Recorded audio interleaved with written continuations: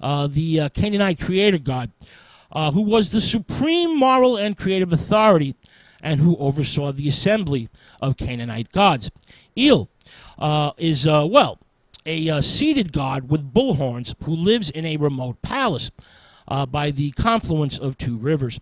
The Canaanite creator god becomes the basis or model for El, the deity of the northern Hebrew tribes. In biblical texts, the word El becomes descriptive of a divine lord. For example, Elohim or Elim.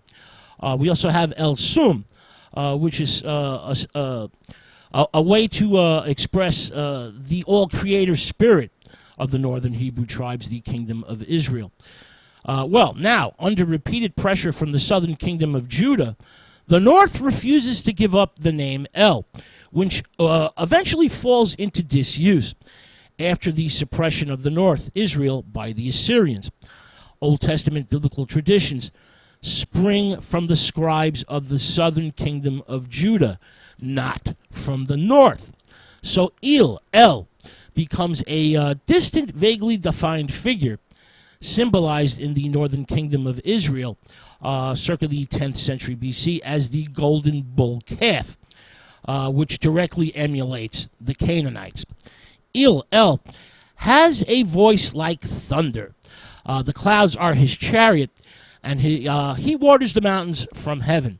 Does this sound familiar to you folks? Now, El may be the head of the Canaanite pantheon, but Baal was the most important due to his association with vegetation and storms, the annual revival of green life in the land. Baal dies and is resurrected.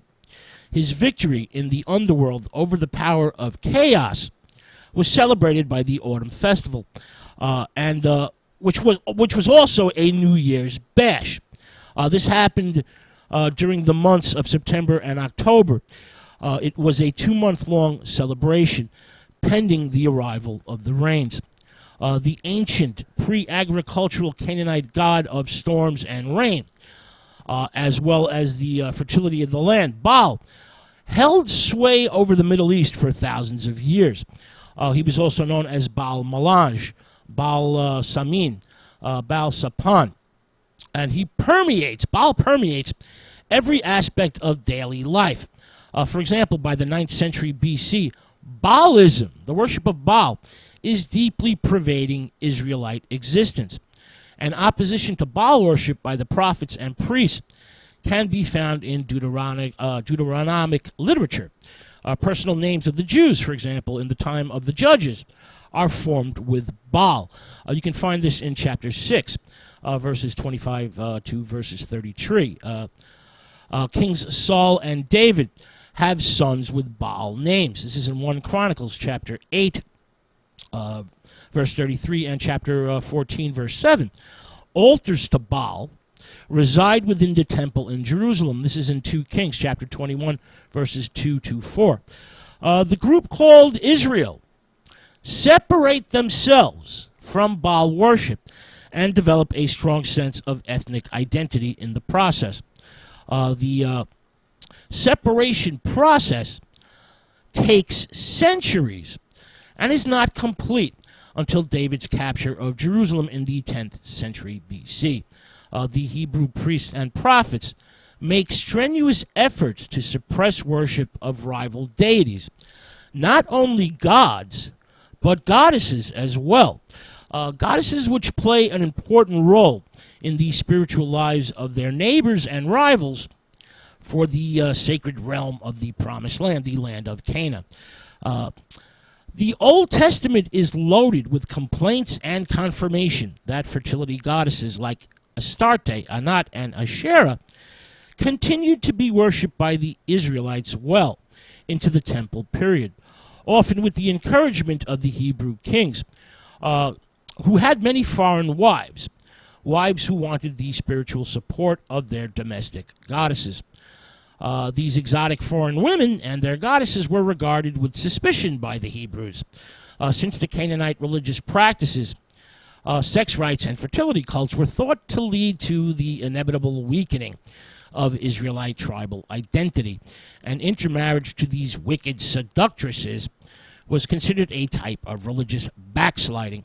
Now, with the triumph of the cult of Yahweh, as the creator god of the southern tribes superseded the northern god El, or El of Canaanite origin, there was little space or room left for women and their benign goddesses. Now, of course, the family unit and lots of children, motherhood, was heavily promoted by the Jews, but the female deities that cared for women and their children were suppressed. Goddesses do not fit into the one God ideal of the Jewish priesthood, and women were denied the spiritual comfort of the three goddesses worshipped by the Canaanites. But many women sidestepped the rules, and their cults energetically continued, which of course was a serious problem, idolatry, for the Israelite prophets and priests. Now, all three of these fertility goddesses were linked directly to Baal. Astarte was the Canaanite goddess of love, fertility, and war, and was the consort of Baal. Astarte means she of the womb, and is the spirit of sexuality who ruled the planet Venus. As the morning star, she is robed in flames and armed with a sword and 2 quivers of arrows. And the goddess flies into battle like a predatory bird. Astarte, due to her fierce and hungry nature, was sometimes shown with the head of a lioness. She was always small-breasted and sometimes naked. Associated with sex, war, and the stars, biblical references to Astarte name the goddesses in place names only, locations, descriptions of her worship sites, and of course also lament the Israelites' fall into idolatry. Now, in the south, Judah, Astarte was known as the Queen of Heaven, and she was a popular idolatrous cult for Israelite women. Anat, the second in the Canaanite trilogy of goddesses, is Ugaritic, Mesopotamian in origin. And to the Canaanites, she was the creatrix, but also the destroyer of her people. A virgin in spite of being the mistress to all the gods, Anat never loses her hymen, despite all her sexual activity. The lover, as well as the sister of Baal, Anat is the personification of, the goddess of desire and rage. She is the personification of sex and death. She is the personification of unbridled sexuality. Sex, of course, which endlessly produces life, which then ends in death.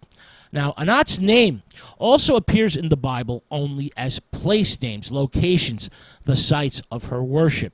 The goddess even travels from the land of Canaan into Egypt, where she becomes immensely popular as a warrior goddess.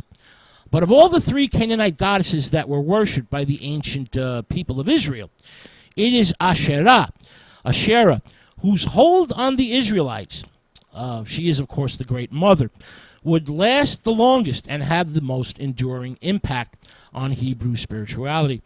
Asherah was associated with lions, serpents, and sacred trees.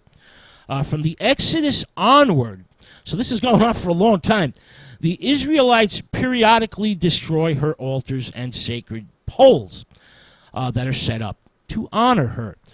Stylized trees and cult objects shaped like poles, Asherim, were the objects of her veneration. The upright posts, or the living trees, personified her essence in the temples. Her idols, which were very common and very popular with people for private devotions, were simple clay-shaped figures that had no legs, but a base for insertion into the soft earthen floor of the home.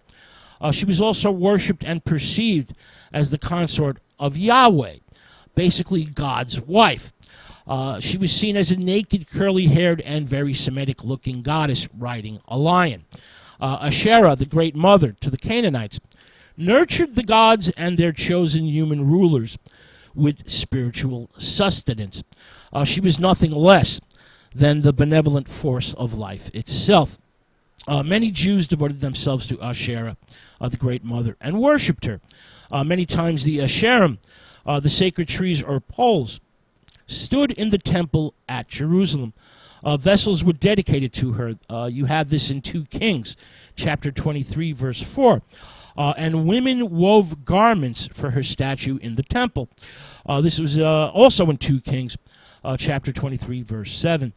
Sacred trees and poles also stood in Samaria, the capital of the northern kingdom of Israel. You find this in 1 Kings, chapter 16, verse 33, and 2 Kings, chapter 13, verse 6. I'm using the King James Bible, by the way, which is my favorite. And Yahweh's temple in Bethel was also adorned with Asherim. You find this in 2 Kings, chapter 23, verse 15. So Asherah, Astarte, and Anat were often confused with or merged together. And it is sometimes difficult to distinguish like-named goddesses of the ancient Near East. The patriarchal Hebrews considered them all shameful, since sex rites were part of their worship. And these unbridled spirits of female sexuality had their distinctions blurred between them, blending one into the other. To the Jewish priests and prophets, fertility cults and their rites corrupted faith in Yahweh and disrupted tribal cohesion, which became, imperative for survival. So, the idea of monotheism, which was already in the air for some time now, fully develops, and the Israelites break with Near Eastern cosmology and separate from their Canaanite neighbors and rivals. Yahweh becomes the one and only God of the Jewish people, the autonomous God of the Jews, distinct and different from his created universe. Sex and death, the realms of the fertility goddesses, is absent from the depictions of the biblical God. The sex and death rites and rituals that were prevalent in other Near Eastern cultures and literature are not part of the Israelite pantheon. In the Hebrew Bible, Yahweh does not have sexual relations with any consort and does not impregnate animals like Baal. Yahweh is not a dying and rising God like Baal, and not a drunkard like Il or El. The one God of the Hebrews is more transcendent, a universal deity that provides the rain and the fertility of the land. Yet Yahweh is not a nature god like Baal, because Baal is trapped in an unvarying seasonal cycle. And since agriculture is vital for survival and dependent on the weather, it becomes increasingly important to the Israelite priests and prophets that Yahweh, not Baal, be the one who rides the clouds, the one who, controls the storms, the one who brings the life-giving and freshening rains. And so, a centuries-long campaign against the joyously orgiastic rites of Baal and the trio of Canaanite goddesses goes into full tilt boogie, an attempt to root out pagan worship and idolatry from the hearts of the Israelite people, an attempt that never fully succeeds. For example, Asherah reemerges under the influence of Queen Jezebel, who publicly worships her, and is killed for it, killed during the festival of the goddesses. No matter what, Baal and Asherah remained popular for centuries and were worshipped by the people in attendant public pleasures, sometimes within the Jerusalem temple itself.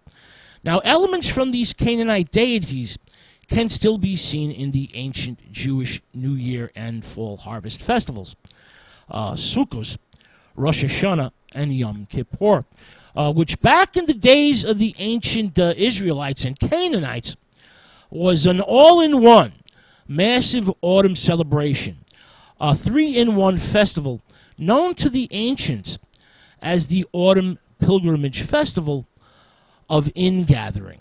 The Ingathering Pilgrimage. The Canaanite